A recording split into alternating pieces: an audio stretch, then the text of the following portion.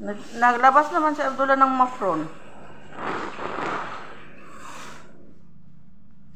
Bakit naman, alam naman mga kuwara siya ang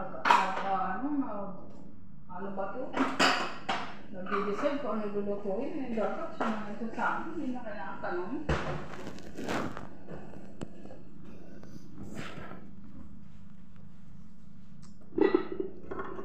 Kaya patuwad ng kulot na takas ng loob na.